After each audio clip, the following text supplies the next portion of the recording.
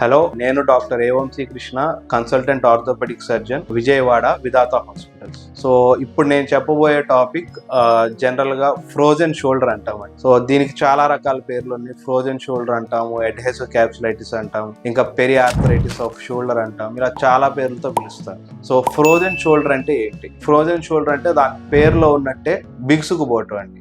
Joint అనేది tight అయిపోతూ ఉంటుంది, shoulder joint. So shoulder joint tight అయిపోయి నెమ్మదిగా మనకి షోల్డర్ జాయింట్ మొబిలిటీ ఏదైతే ఉందో, నార్మల్గా మనకి షోల్డర్ జాయింట్ టోటల్గా పై దాకా ఇలా పైకి లేపి కిందకి దించడం, ఇలా చుట్టూ తిరగటం 360 degrees తిరుగుతుంది. సో ఎప్పుడైతే షోల్డర్ జాయింట్ టైట్ అయిపోతుందో ఇనీషియల్గా పేషెంట్ చెయ్యి వెనక్కి అనలేకపోవటం, అలాగే రేంజ్ ఆఫ్ మూమెంట్స్ పైకి ఎత్తలేకపోవటం, ప్లస్ పెయిన్ స్టార్ట్ అవుతుందండి. సో పెయిన్ కూడా క్లాసికల్గా నైట్ టైమ్స్ పెయిన్ ఎక్కువ ఉంటుంది. ఇది మనకి ఫ్రోజన్ షోల్డర్ వస్తే ఎలా తెలుసుకోవాలి, ఏంటి సిమ్టమ్స్? సో ఫ్రోజన్ షోల్డర్ ఎందుకు వస్తుంది? ఫ్రోజన్ షోల్డర్ రీజన్ అనేది ఇప్పటిదాకా కంక్లూజివ్గా ఎక్కడ దీనివల్ల ఫ్రోజన్ షోల్డర్ వస్తుంది అనేది ఇప్పటిదాకా కనుక్కోలేదు. కానీ ఫ్రోజన్ షోల్డర్ రావడానికి రిస్క్స్, సో ఏ పేషెంట్స్లో ఫ్రోజన్ షోల్డర్ ఎక్కువ వస్తుంది అనేది అయితే ఇప్పటికీ మనకి రీసెర్చ్ ఉంది. సో ఫ్రోజన్ షోల్డర్ నార్మల్గా ఏజ్ రిలేటెడ్గా వస్తుందండి. అబోవ్ 40 years నుంచి 60 years లోపు నార్మల్గా ఫ్రోజన్ షోల్డర్ అనేది చూస్తాం.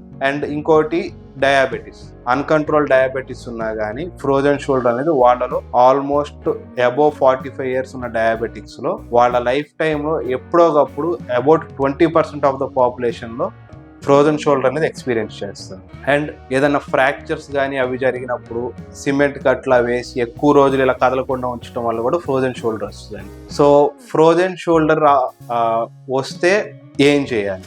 సో ఫ్రోజన్ షోల్డర్ అనేది మనకి మెడికేషన్ ఇచ్చినా కానీ ఇంజెక్షన్స్ వల్ల కానీ క్యూర్ అవ్వదండి. సో ఫ్రోజన్ షోల్డర్లో ఏదైతే మనకి జాయింట్ని పట్టుకుని ఉండే క్యాప్సూల్ అంటాం, ఆ క్యాప్సూల్ అనేది వాపు రావటం వల్ల టైట్ అయిపోతుందండి. సో అది చాలామంది పేషెంట్స్ ఏం చేస్తారంటే ఇనీషియల్గా చిన్న పెయిన్లా స్టార్ట్ అవుతుంది. సో ఆ పెయిన్కి భయపడి పేషెంట్స్ ఇంకా షోల్డర్ని కదపటం మానేస్తారు. ఆ షోల్డర్ని కదపటం మానేయటం వల్ల ఆ క్యాప్సూల్ ఏదైతే టైట్ అవుతుందో అది ఇంకా టైట్గా అయిపోయి అసలు షోల్డర్ మూవ్మెంట్ అనేది టోటల్గా జీరో అయిపోయేలాగా వచ్చేది, అంత టైట్ అయిపోతుంది.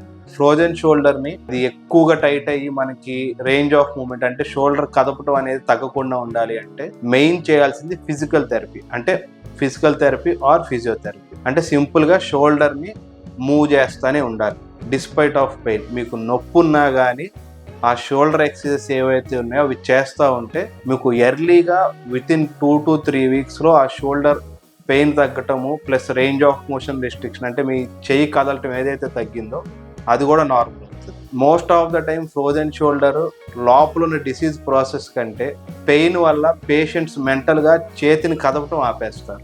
ఆ కదపటం ఆపటం వల్ల ఫ్రోజన్ షోల్డర్ అనేది బాగా సివియర్ అయిపోయి అసలు చెయ్యి అసలు ఎటు తిరగని స్టేజ్కి వెళ్ళిపోతుంది. సో ఈ ఫ్రోజన్ షోల్డర్ ట్రీట్మెంట్ అనేది డాక్టర్ కంటే ఎక్కువగా పేషెంట్ సైడ్ నుంచి పేషెంట్ చాలా ఓపిక్గా పెయిన్ తట్టుకొని ఎంత ఫిజికల్ థెరపీ చేయగలిగితే అంత త్వరగా రికవర్ అవుతారు.